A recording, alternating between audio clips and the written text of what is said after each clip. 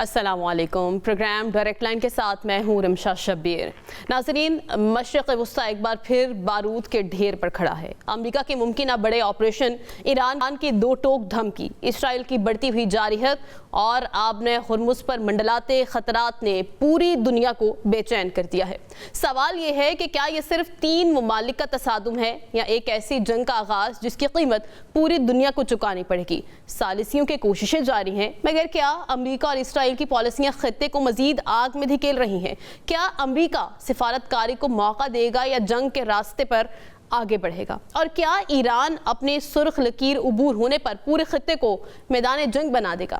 Programme کے پہلے حصے میں آج انہی اہم اور حساس پہلوؤں پر تفصیلی گفتگو کریں گے۔ ناظرین، 18ویں اور 25ویں آئینی ترمیم نے خیبر پختونخوا کو اختیارات، وسائل اور نئے مواقع تو دیے، مگر کمزور عمل درآمد، بااثر طبقات کے غلبے اور غیر مؤثر مقامی نظام حکمرانی نے نوجوانوں کو فیصلہ سازی سے دور رکھا۔ سوال یہ ہے کہ خیبر پختونخوا کے نوجوانوں کو صوبے کے بہتر مستقبل اور مثبت بیانی کی تشکیل میں مؤثر کردار کیسے دیا جائے، اور شفاف حکمرانی، بامعنی نوجوان شمولیت اور پائیدار ترقی کے لیے کن ادارہ جاتی اصلاحات کی فوری ضرورت ہے، یہ آپ کو بتائیں گے پروگرام کے دوسرے حصے میں۔ اور ناظرین، مشرق وسطی کی جنگ نے پاکستانی عوام کی مشکلات میں ایک نیا باب کھول دیا ہے۔ اب پیٹرول کی قیمتیں روزانہ بدل رہی ہیں۔ عالمی منڈی میں تیل کی قیمتوں کا بوجھ ایک بار پھر غریب اور متوسط طبقے کے کندھوں پر ڈال دیا گیا ہے۔ دوسری جانب پیٹرول پمپ مالکان شٹ ڈاؤن کی دھمکیاں دے رہے ہیں۔ سوال یہ ہے کہ کیا ہر بحران کی قیمت صرف عوام ہی چکائیں گے، اور کیا حکومت کے پاس عوام کو اس معاشی آگ سے بچانے کا کوئی مؤثر منصوبہ بھی ہے؟ یہ آپ کو بتائیں گے پروگرام کے آخری حصے میں، لیکن ابھی بات کر لیتے ہیں مشرق وسطی کی۔ اسی پر بات کرنے کے لیے میرے ساتھ جو پینل موجود ہے اس کا تعارف آپ سے کروا دیتی ہوں۔ منیر اکرم صاحب ہمارے ساتھ موجود ہیں، ایکس سینئر ڈپلومیٹ، اور نصیر واہگہ صاحب اینالسٹ، اور ڈاکٹر عرفان فانی صاحب IR ایکسپرٹ۔ بہت شکریہ آپ تینوں مہمانوں کا۔ گفتگو کا آغاز منیر اکرم صاحب میں آپ سے کروں گی۔ ہم جو اب مشرق وسطی کے حالات دیکھ رہے ہیں، اس سے پہلے بھی ہم نے دیکھا جو دونوں ممالک ایک میز پر بیٹھنے کو تیار نہیں تھے، پاکستان نے دونوں ممالک کو ایک میز پر بٹھایا اور ثالث کا بہترین کردار ادا کیا اور معاہدہ بھی ہوا۔ لیکن اب جو حالات دیکھ رہے ہیں، آپ کو کیا لگتا ہے کہ یہ حالات کیا رخ اختیار کر سکتے ہیں؟ جی، میرے خیال میں حالات بہت فریجائل سچویشن ہے۔ یہ جو ایسکلیشن ہو رہی ہے اس جنگ میں، یہ جنگ پھیل تو جاری ہے، اور اوپر بھی ایسکلیٹ بھی امکان ہے کہ ایسکلیٹ ہوگی۔ جو ٹارگٹس ہیں وہ ابھی سویلین ٹارگٹس بھی شامل ہو گئی ہیں، وہ انٹرنیشنل لاء کی خلاف ورزی ہے۔ پر اب جو جڑ ہے اس میں، جو مسئلہ جس کی وجہ سے یہ واپس جنگ شروع ہو گئی ہے، وہ ہے ہرمز کا اسٹریٹ۔ وہاں ایران کا یہی موقف ہے کہ یہ ہم کنٹرول کریں گے، اور امریکہ اور جو خلیج کے ممالک ہیں وہ نہیں اس کو مانتے ہیں۔ تو میرے خیال میں یہ جنگ کس حد تک جاری رہے گی، دونوں طرف بہت ہارڈ لائن پوزیشنز لی گئی ہیں، پر آخر جا کر انہوں نے واپس مذاکرات کے تحت ہی یہ مسئلے حل ہوں گے۔ تو کہاں نہ کہاں جا کے واپس ثالثی ہماری جو کارروائی ہے اس کی ضرورت ہوگی۔ اچھا منیر اکرم صاحب، جس طرح سے آپ نے بھی آبِ ہرمز کا ذکر کیا، کیا آبِ ہرمز اگر بند ہوتی ہے تو پاکستان کو اس سے کتنا نقصان ہوگا، پاکستان اس سے کتنا متاثر ہوگا؟ جی، پاکستان کی یہی مشکل ہے کہ ہماری جو سورسز تیل کی اور گیس کی جو سورسز ہیں وہ سب اس خلیج کے جو ممالک ہیں وہاں سے آتی ہے۔ تو اگر ہرمز بند ہو جاتا ہے تو ہمارے اوپر ڈائریکٹ امپیکٹ ہوگا۔ الٹرنیٹیو سورسز ہم نے ڈھونڈنے ہوں گے، وہ زیادہ قیمت دینی ہوگی، تو اور پوری ہماری ریکوائرمنٹس شاید فلفل نہ ہو سکیں۔ تو یہ ہرمز کے بند ہونے سے ہماری اکانومی پہ اور جو اکنامک تیل کی قیمتیں ہیں، انرجی کی قیمتیں ہیں، وہ سب بڑھ جائیں گی۔ تو ہمارے لیے تو بہت اہم ہے کہ ہرمز کھلا رہے۔ صحیح. اچھا نصیر واغا صاحب, آپ کو کیا لگتا ہے کہ اب حالات کیا رخ اختیار کر سکتے ہیں؟ جس طرح سے منیر اکرم صاحب نے آبنائے ہرمز کا ذکر کیا, اس سے پہلے ہم دیکھ رہے تھے کہ اٹامک پاور کا بہت ذکر کیا جا رہا تھا, ویپنز کا بہت ذکر کیا جا رہا تھا, کیا کہیں نہ کہیں اب بھی یہ مسئلہ درپیش ہے؟ دیکھیں وہ مسئلہ تو اپنی جگہ پر تھا. جب مذاکرات ہوئے, بات چیت ہوئی, میں یہ کہوں گا کہ یہ بالکل قریب سے جو ایشو ہے نا وہ ختم ہونے جا رہا تھا اور پھر دوبارہ شروع ہو گیا. اس کی بڑی اور سب سے اہم جو بات ہے وہ آبنائے ہرمز ہے, جس پر ایران بھی اڑا ہوا ہے اور امریکہ بھی اڑا ہوا ہے. ایران کا کہنا ہے کہ یہ میری جو بحری حدود ہیں اس کے اندر ہے اور میں ہی اس کا کنٹرول سنبھالوں گا, بلکہ یہاں تک کہ انہوں نے کہا کہ اس پہ ہم ٹول ٹیکس لگائیں گے اور جو ہمارا آج تک کا نقصان ہوا ہے وہ بھی ہم یہاں پورا کریں گے. جس پر امریکہ نے بڑا واضح بیان دیا کہ یہ تو ممکن نہیں ہے, یہ ہم کنٹرول کریں گے. خلیجی ممالک میں نے بھی اس پر ریئیکشن دیا. اصل بات یہ ہے کہ یہ ایک اتنا اہم بحری راستہ ہے کہ بہت بڑی تعداد میں دنیا کے کئی ممالک کا جو سارا بزنس ہے وہ یہاں سے ہوتا ہے. بڑے بڑے کنٹینرز آتے ہیں, جیسے کہ فیول کے کنٹینرز ہیں, LNG کے کنٹینر ہیں, اس کے علاوہ فوڈ کے کنٹینرز ہیں. یہ آبنائے ہرمز بند ہونے سے پوری دنیا پر بہت ہی منفی اثرات مرتب ہو رہے ہیں. جب ابھی آپ نے سوال کیا کہ پاکستان پر, دیکھیے نا پاکستان کا ابھی آپ دیکھ ہی رہے ہیں کہ فیول کے کس تیزی سے جو ہیں وہ پرائسز اوپر جا رہی ہیں. LNG کی بھی پرائسز جو ہیں وہ اپنے انتہا کو پہنچی ہوئی ہیں, اور آنے والے وقت میں بھی اگر یہ سلسلہ اسی طرح رہتا ہے تو یقیناً فیول کی قیمتیں پوری دنیا میں قیمتیں پڑ رہی ہیں. کچھ یہ نہیں کہ پاکستان کی جو حکومت ہے اس کو کوئی شوق ہے اپنی عوام کو تکلیف دینے کا, لیکن دیکھنا یہ ہے کہ پھر اس کا حل کیا ہے. اب بات یہ ہے کہ اچھی بھلی صلح صفائی ہوتے, MOU لکھا گیا, سائن ہو گئے, 14 نکات بھی امریکہ کے مانے گئے, لیکن ایران کو نہ جانے ایک دم کیا سوچتی ہے. اس کو اصل میں میرا خیال ہے کہ وہ جو ان کی بہت بڑی جو لیڈرشپ ہے جو شہید ہو گئی ہے وہ ان کو ایک دم یاد آ جاتے ہیں, تو اس کے بعد وہ فوری طور پر اس کا ریئیکشن دیتے ہیں اور کہیں نہ کہیں میزائل گرا دیتے ہیں. مشرق وسطیٰ کے کئی ممالک میں ابھی چند دن پہلے آپ نے دیکھا کہ کافی تباہی ہوئی, اور یقینی طور پر اس کے ریئیکشن میں امریکہ تو کھڑا ہوگا. اب امریکہ نے کہا ہے کہ اگر آبنائے ہرمز نہ کھلی تو اس کے جو نتائج ہیں وہ بہت بھیانک ہوں گے. بلکہ ٹرمپ جو ہے اس بات پہ اب بہت شدید ناراض اور غصے میں ہے, اور اس کا کہنا یہ ہے اور وہ یہ فیصلہ کر چکے ہیں اپنے طور پر کہ اب ہم کھل کر جنگ بھی کر سکتے ہیں. وہ جو 14 نکات پہ ایک سائن ہوئے تھے, میرا خیال ہے امریکہ اب وہ سارے نکات سے مکر جائے گا اور کہے گا نہیں, اب نئے سرے سے نئے نکات ہوں گے, نئے ٹرمز اور کنڈیشنز ہوں گی, اور پھر ہم دوبارہ دستخط کریں گے. وہ جو پاکستان نے اتنی محنت کی تھی, پوری دنیا نے دیکھا کہ پاکستان نے کس تیزی سے دونوں ممالک کو قریب لایا, بلکہ اسلام آباد کا جو معاہدہ ہے وہ تو ساری دنیا نے دیکھا کہ کتنی اچھے طریقے سے دونوں ممالک کو آپس میں بٹھایا, بات چیت ہوئی, اور بہت ساری چیزیں نظر آ رہی تھیں کہ اب یہ 100% جو ہے وہ جنگ بند ہو جائے گی. چند ایک باتیں تھیں وہ بھی امریکہ تقریباً مان چکا تھا. اب آبنائے ہرمز پہ امریکہ کسی صورت بھی کمپرومائز کرنے کو تیار. ٹھیک ہے نصیر واغا صاحب, آپ کا پوائنٹ آ گیا. ڈاکٹر عرفان فانی صاحب, جس طرح سے نصیر واغا صاحب کہہ رہے تھے کہ ایران نے جس طرح سے معاہدے کی خلاف ورزی کی, جس طرح سے وہ بمباری کر رہا ہے اور ریئیکشن وہ اپنا دکھا رہا ہے کہ جس طرح سے خامنئی کو شہید کیا, اگر اس کے بدلے کا بھی کہا گیا ہے کہ ایران تو وہ بدلہ ضرور لے گا, لیکن کیا صرف معاہدے کو سبوتاژ ایران نے ہی کیا ہے, امریکہ کا اس میں کوئی کردار نہیں؟ سر بنیادی طور پر جس دن یہ MOU سائن ہوا تھا نا, اور 14 پوائنٹس ہم نے پروگرامز کے اندر ڈسکس کیے تھے, تو جتنی کنسیشن ایران کو دی گئی تھی اسی وقت جو ہم IR کے اسٹوڈنٹس ہیں ان پر یہ شک گزرا تھا کہ امریکہ کس طرح سے اپنی تمام جو ریزرویشنز ہیں ان کو وہ بائی پاس کر سکتا ہے اور ایران کی کنڈیشنز کو مان سکتا ہے, اور وہیں پہ جو بدنیتی کا ایلیمنٹ تھا امریکہ کا وہ ہمارے سامنے آ جاتا ہے. اور اس بدنیتی کا جو ہمیں شک تھا وہ کچھ دن کے بعد JD وینس TV پہ آ کے اس کو دور کر دیتے ہیں, جب وہ کہتے ہیں کہ ڈونلڈ ٹرمپ نے ہمیں یہ کہا ہے کہ یہ جو 60 دن ہیں یہ جو گلوبل آئل انڈسٹری ہے اس کو ریفل کرنے کے لیے ہم استعمال کریں گے. اور پھر ہم دیکھتے ہیں کہ اسی سارے وقت کے اندر پورے امریکہ کے اندر سے اور یورپ کے اندر سے جو اسلحہ ہے अब वो इस खित्ते की तरफ आना शुरू हो जाता है। और कुछ दिनों के बाद ही मार्को रूबियो साहब मशरक वस्ता का दौरा करते हैं और वो कहते हैं कि मैं लेबनान जो है एक तो वहाँ पे वो डील कर लेते हैं, जो कि पहला पॉइंट था MOU का, और 5वें आर्टिकल के मुताबिक ईरान जो था वो स्टेट ऑफ हरमूज के ऊपर एक मैकेनिज्म जो है उसको बनाएगा। और ईरान ने जब देखा कि ओमान के वो जब भी ओमान की तरफ जाता है और ओमान जो है वो आगे से डर जाता है, वो उसका कोऑपरेट नहीं कर रहा, तो वहीं से ईरान को ये समझ आ गई थी कि ये जो MOU है it is just a deceptive trick just to take some time for the new version of war. तो ये जो नया राउंड शुरू हुआ है ना, इसके अंदर आप देखें आज से 4 या 5 माह पहले तक या फेब 2028 से पहले क्या स्टेट ऑफ हरमूज बंद था, जो इस वक्त सबसे बड़ा पॉइंट बना हुआ है।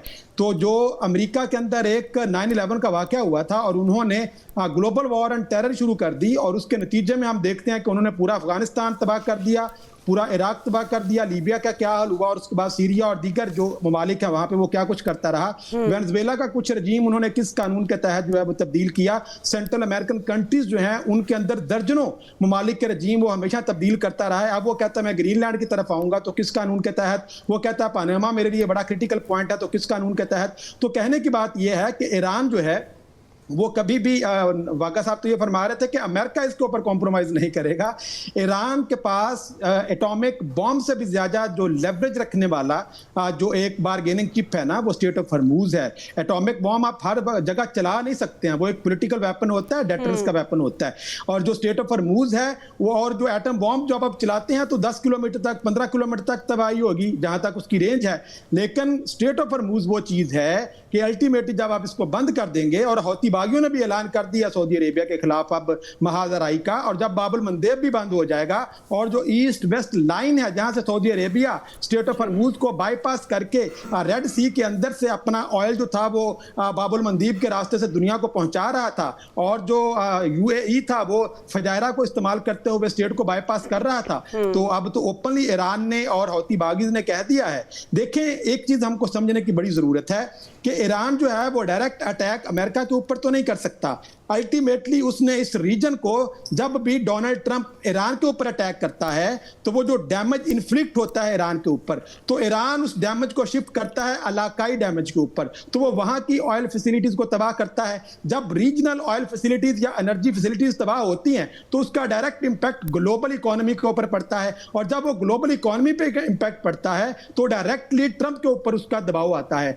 तो ईरान ने अल्टीमेटली ट्रंप को दबाव में लाना है, और इस नहज के अंदर आके जब ईरान को यह समझ आ गई है कि स्टेट ऑफ हरमूज के क्लोजर से पूरी दुनिया की इकोनॉमी जो है वो उसके हाथ में आ जाती है, तो ईरान एटॉमिक बॉम्ब से तो शायद कॉम्प्रोमाइज कर ले, यूरेनियम की इनरिचमेंट से भी शायद कॉम्प्रोमाइज कर ले, लेकिन स्टेट ऑफ हरमूज के हवाले से वो इसके ऊपर बिल्कुल आपने हरमूज के हवाले से वो कॉम्प्रोमाइज नहीं कर सकता। बहुत डॉक्टर इरफान फानी साहब का पॉइंट भी आ गया। नाजरीन, ब्रेक का वक्त हुआ, लेकिन ब्रेक के बाद जब वापस आएंगे तो मुनीर अकरम साहब के सामने सवाल रखेंगे कि इस सारी कशीदगी में इसराइल ने क्या किरदार अदा किया और उसे क्या इससे फायदा हुआ, और इसराइल के मफादात क्या आलमी अमन पर भारी पड़ रहे हैं। ब्रेक के बाद वापस आएंगे, स्टे विद अस।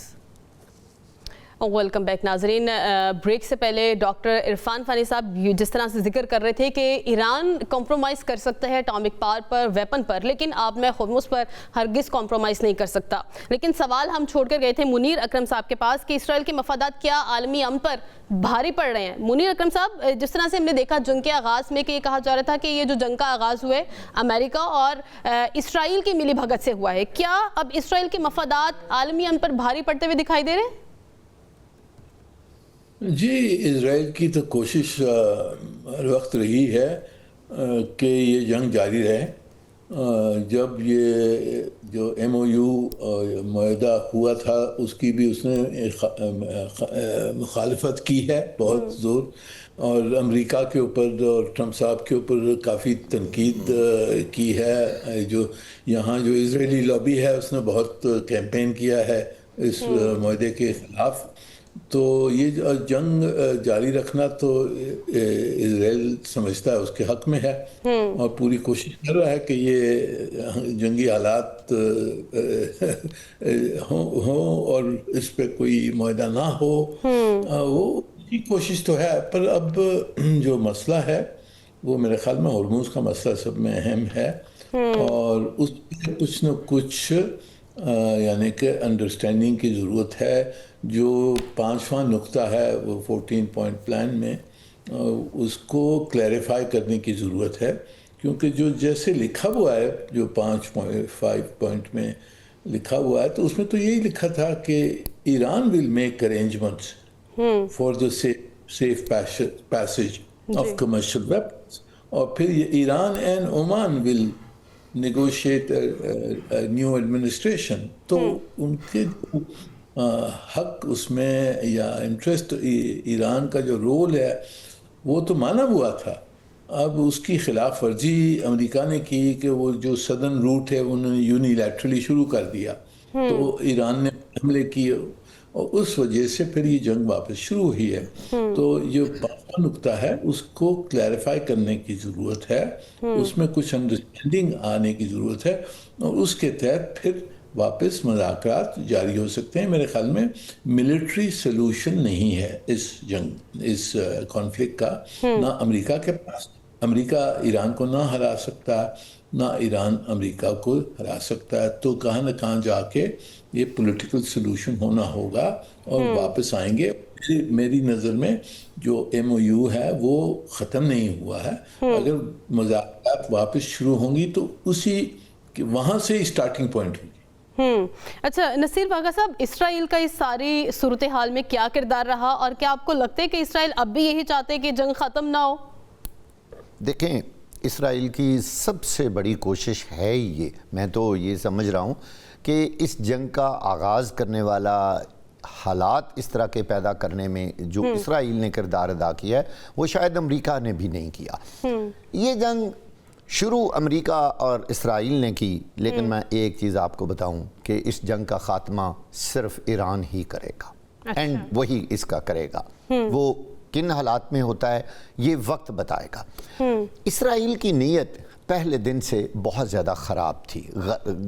آپ یہ دیکھیں کہ جیسے ہی پاکستان نے اس معاہدے میں اہم کردار ادا کیا تو اسرائیل کو بہت تکلیف ہوئی. اس نے ہر سطح، ہر فورم پہ جا کے اس کی مخالفت کی، اور جب اس نے دیکھا کہ 14 نکات پہ سگنیچر ہو گئے ہیں اور شاید کہیں امن نہ قائم ہو جائے غلطی سے، تو اس نے عجیب و غریب شوشے چھوڑنے شروع کر دیے. پھر جس کے بعد ظاہر ہے ایران کا اعتماد بھی اٹھ گیا کہ یہ جو کچھ ہم نے کیا ہے شاید اس پہ امریکہ کبھی بھی پورا نہیں اترے گا، اور وہ بات سچ ثابت ہوئی. JD وینس کی باتیں، پھر ان کے مارکو روبیو کے مختلف جو اس طرح کے انہوں نے مختلف دورے کیے اور وہاں جا کر جو انہوں نے بیان بازی کی، اس کے بعد ایران کا اعتماد اس MOU سے اٹھ گیا، جس کی وجہ سے ایران نے دوبارہ میزائل چلانے شروع کر دیے. اور جو بھی امریکہ کے اڈے دائیں بائیں قریبی ممالک میں تھے، یا ظاہر ہے ایران تک تو شاید امریکہ تک تو شاید ان کی رینج نہ ہو، لیکن امریکی اڈوں کو پھر اس نے دوبارہ نشانہ بنانا شروع کر دیا.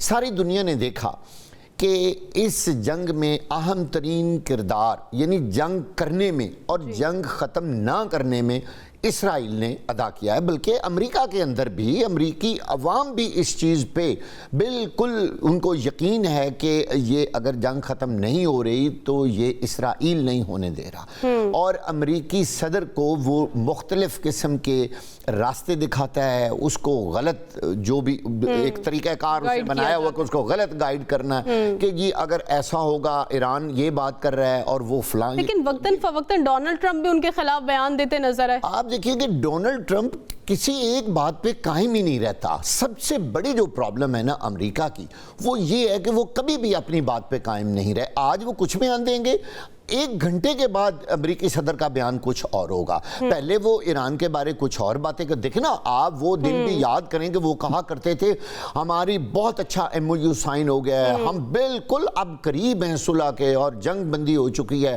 دنیا بھر میں امن ہو جائے گا اور میں ہوں جس نے امن کرا. اور یہ کریڈٹ بھی امریکی صدر ڈونلڈ ٹرمپ لیتے رہے. آپ بتائیں اب وہ کریڈٹ کہاں گیا؟ اگر کوئی شخص یہ کہے کہ یہ صرف ایران کی وجہ سے ہوا ہے تو ایسی بات نہیں ہے. ہاں یہ بات ضرور ہے کہ ایران نے کچھ زیادہ جلدی کی اور کچھ پہل کی. اس نے یہ موقع ہاتھ سے گوا دیا کہ وہ دوبارہ پاکستان کے ساتھ رابطہ کرتا اور جو ثالثی تھے ان کو بتاتا. دیکھیں دنیا میں اصول بھی یہ ہے کہ جو ثالثی ہوتا ہے پہلے اس کو شکوا کیا جاتا ہے. بالکل آپ کا پوائنٹ آگے. ڈاکٹر عرفان فانی صاحب آپ کو کیا لگتا ہے کہ جس طرح سے ایران تو بارہا یہ کہہ چکا ہے کہ وہ شہید خامنہئی کا بدلہ ضرور لیں گے, کیا اگر ایران کی سرخ لکیر جو ہے وہ عبور ہوتی ہے تو وہ کیا پورے خطے کو میدان جنگ بنا دے گا؟ دیکھیں میرا خیال ہے کہ اگر ہم ایک ازیوم کرتے ہیں کہ ڈونلڈ ٹرمپ اگر قتل ہو جاتا ہے اور جیسے کہ اسرائیل نے یہ ایک فالس فلیگ کا وہ کیا بھی تھا کہ ایران جو ہے وہ ان کو مارنا چاہتا ہے, تو امریکہ کا ریئیکشن کیا ہوگا؟ جب آپ کسی ریاست کی 72 ٹاپ لیڈرشپ جو ہے فرسٹ ایئر سیکنڈ ایئر ان کو آپ ڈی کیپیٹیٹ کر دیں گے ابھی, اور ان کے بچے ان کی آنکھوں کے سامنے, ان کی بیٹیاں ان کی نواسیاں جو ہیں ان کے سامنے شہید ہو جائیں گے, اور پھر آپ ان سے یہ ایکسپیکٹ کریں کہ وہ آپ کے ساتھ بیٹھ کر نیگوسیشنز کریں. جب جون کے اندر بھی ٹاکس پہ آپ نے بم پھینکا ہو, جب فیبرری کے اندر بھی ٹاکس جاری تھی تب آپ نے جنگ شروع کی ہو, ابھی بھی ایم او یو جاری تھا جب آپ نے وہ جو سدرن پارٹ ہے وہ جو کوریڈور نیا آپ تشکیل دینا چاہ رہا ہے امریکہ وہاں پہ اسٹریٹ آف ہرموز میں آپ نے وہ کر دیا ہو. تو بھائی کل وہ جو اراکچی صاحب کی جو سٹیٹمنٹ ہے انہوں نے کہا تھا سفارت کاری ہم کر رہے ہیں نا, یہ تو ہم دنیا کو امریکہ کا اصل چہرہ دکھانے کے لیے کر رہے ہیں کہ آپ یہ کہو کہ اس کا نہ کوئی دین ہے, نہ مذہب ہے, نہ لا ہے, نہ کوئی قانون ہے, نہ کوئی اصول ہے. بات یہ ہے کہ جب آپ کا دشمن جو ہے وہ دنیا میں کسی اصول کو ماننے کے لیے ریڈی نہیں ہے, جو یونائٹڈ نیشنز کو ماننے کے لیے ریڈی نہیں ہے. مارکو روبیو جو ہے وہ ایک آرٹیکل لکھتا ہے وال آف اسٹریٹس کے اندر, وہ یہ کہتا ہے جی یہ جو آئی سی سی ہے انٹرنیشنل کرمنل کورٹ اس کو ختم ہو جانا چاہیے اور امریکہ اس سے بھی ڈرا کر لے گا, کلائمیٹ چینج سے آپ بھی ڈرا کر لیں گے, جو انٹرنیشنل کورٹ آف جسٹس کو آپ دھمکیاں دیتے ہیں. تو مطلب وہ لوگ دیکھیں ایران اس خطے کے اندر تمام صدرن جو ہمارا گلوبل ساؤتھ ہے نا ان کی جنگ لڑ رہا ہے, اور یہ آخری اپرائزنگ ہے کلونیلزم کی. جو نیو کلونیلزم ہے نا اس کی آخری اپرائزنگ اسرائیل اور امریکہ کی طرف سے اس خطے کے اندر ہے. باقی تو سارے عرب کنٹری جو ہیں وہ ڈی سوورن کنٹریز ہیں, ان کی پیٹرن ایج جو تھے وہ کل فرانس اور برطانیہ تھے, آج امریکہ ہے.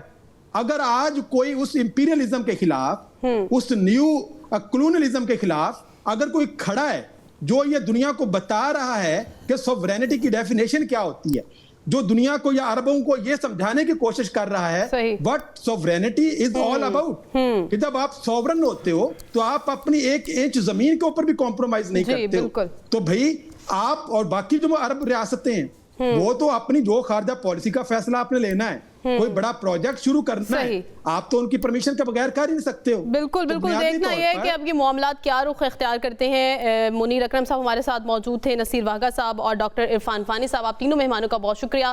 ناظرین بریک کا وقت ہوا ہے, بریک کے بعد جب واپس آئیں گے تو بات کریں گے کہ خیبر پختونخوا کے نوجوانوں کو صوبے بہتر مستقبل کے لیے کس طرح سے متحرک کیا جا سکتا ہے. اسٹے ود اس.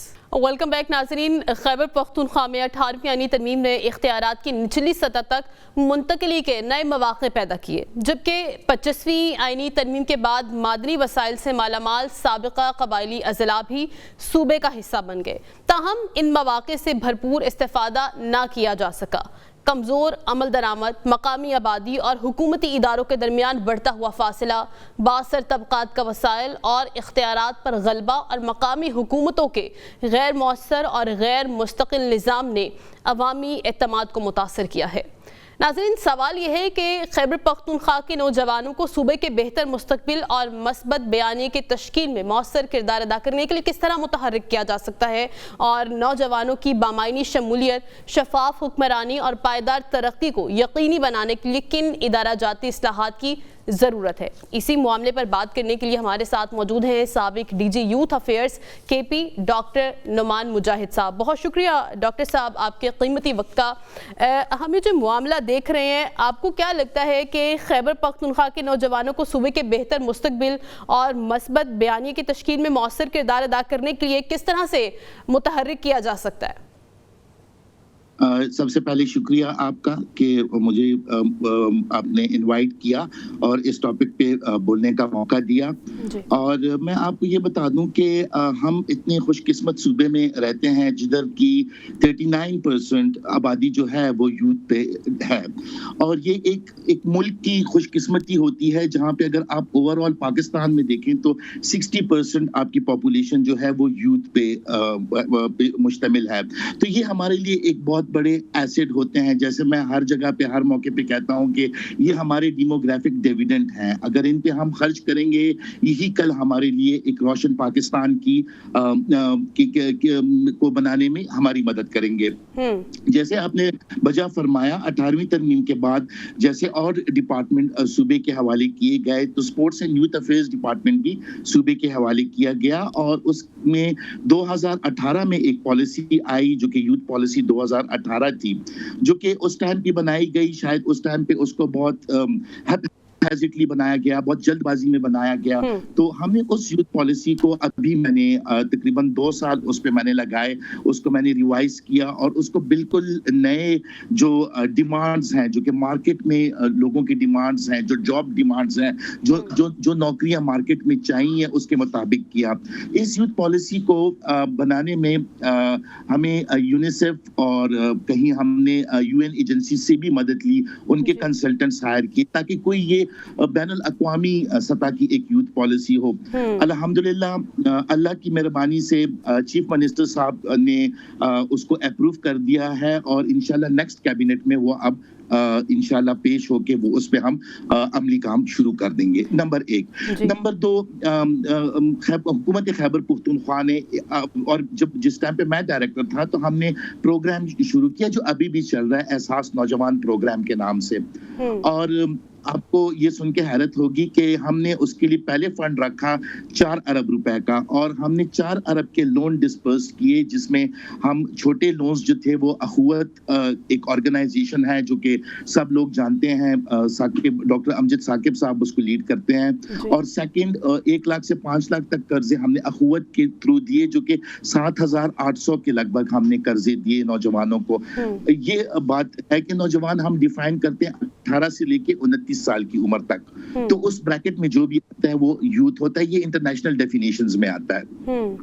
پھر ہم نے کوئی تقریباً 350 میگا لونز دیے جن کی مالیت 10 لاکھ سے لے کے 50 لاکھ تک ہے, اور یہ لونز ٹرانسپیرنٹ طریقے سے کیے گئے. آن لائن پورٹل ہم نے بنایا, آن لائن پورٹل کے تھرو گئے, اور بینک آف خیبر میں اس کی جو تھی اس کی اسکروٹنی کرتی تھی, اور اس کے بعد ٹیکنیکل کمیٹیز تھیں جو اس کی اسکروٹنی کرتی تھی. تو الحمدللہ اتنے میگا لونز جو کہ اب ہم اس دفعہ EDP میں ہمیں 2 ارب روپے اور بھی مل گئے ہیں, اور 2 ارب روپے مرجڈ ایریاز کے لیے سیپریٹ بھی مل گئے ہیں. تو ہمارے کہنے کا مطلب یہ ہے کہ ہماری جوان, اگر آپ کو میں وہ پروپوزلز بتا دوں کہ کس طرح کے آئیڈیاز وہ لے کے آئے ہیں, تو آپ کو بھی حیرت ہوگی کہ اتنے قابل ترین ہمارے جوان ہیں جو خیبر پختونخوا میں رہ رہے ہیں, لیکن ان کو آپ والی بات مواقع پہلے نہیں مل رہے تھے. ابھی ان کو ہم مواقع دے رہے ہیں, اور الحمدللہ وہ بڑھ چڑھ کر. لیکن ڈاکٹر صاحب سوال ابھی بھی یہی کہ خیبر پختونخوا صوبے کے وسائل آخر خرچ کہاں ہو رہے ہیں؟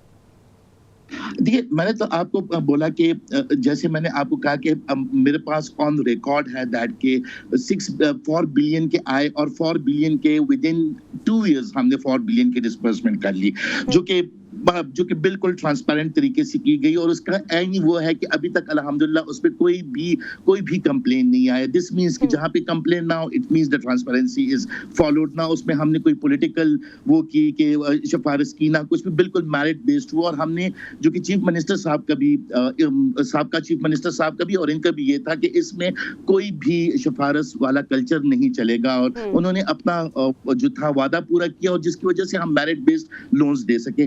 نمبر 2, میں آپ کو بتا دوں کہ جوانوں کے لیے ہم نے, اب آپ نے شاید سنا ہوگا, ان KP is the first government جہاں پہ during my 2 years tenure ہم نے 22 اضلاع میں جوان مراکز قائم کیے. اب جوان مراکز کیا ہیں؟ جوان مراکز یہ ہے کہ آپ ایک جوان مراکز کے اندر آپ کو IT لیب ملے گا, डिजिटल लाइब्रेरीज मिलेंगी, AI लैब्स मिलेंगे, क्योंकि आजकल आर्टिफिशियल इंटेलिजेंस का टाइम है, आपको पता है सब चीजें उसमें चल रहे हैं जदीद दौर से, तो हमने AI के लैब्स उसमें अभी खोले हैं।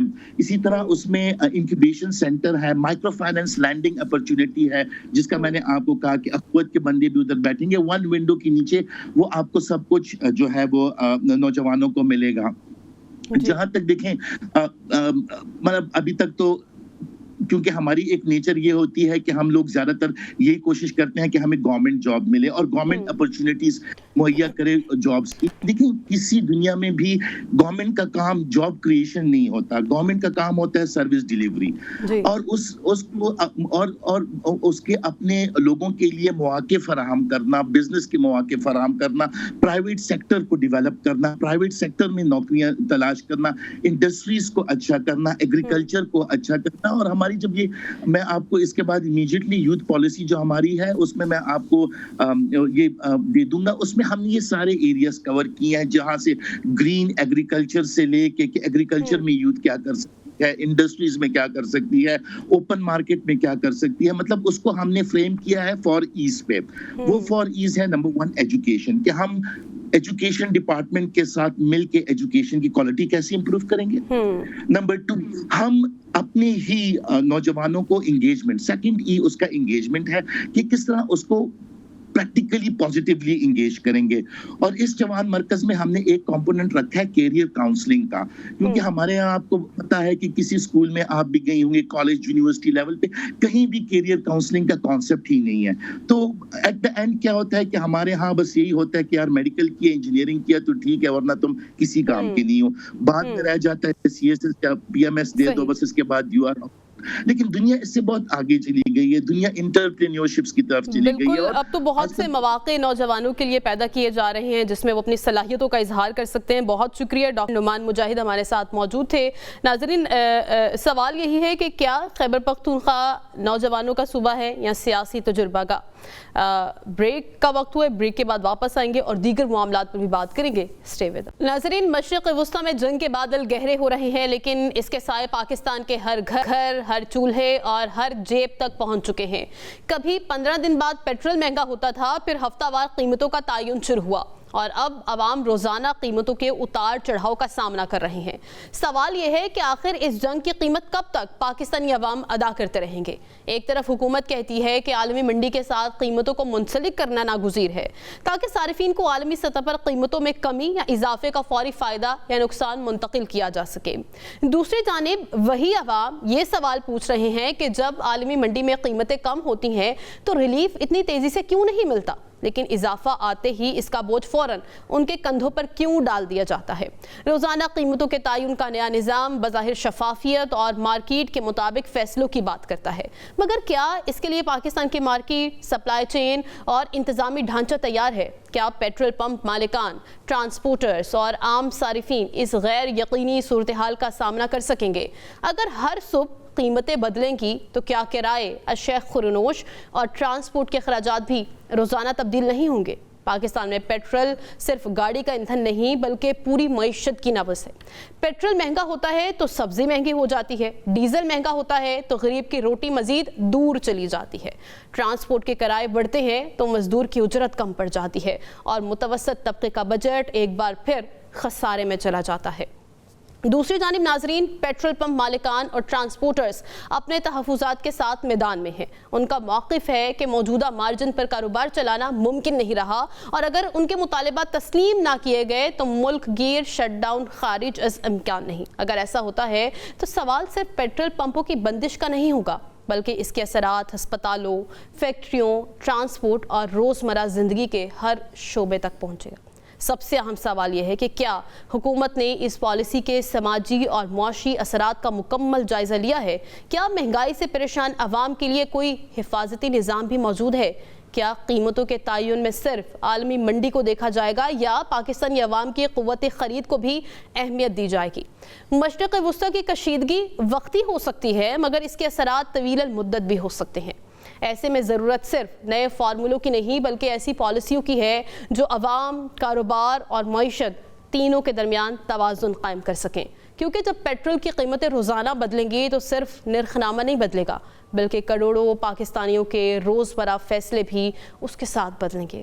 سوال یہ ہے کہ کیا اس بار بھی عوام ہی سب سے بڑی قربانی دیں گے؟ اسی کے ساتھ پروگرام کا وقت بھی ختم ہو گیا ہے۔ آپ سے ملاقات ہوگی کل۔ اللہ حافظ۔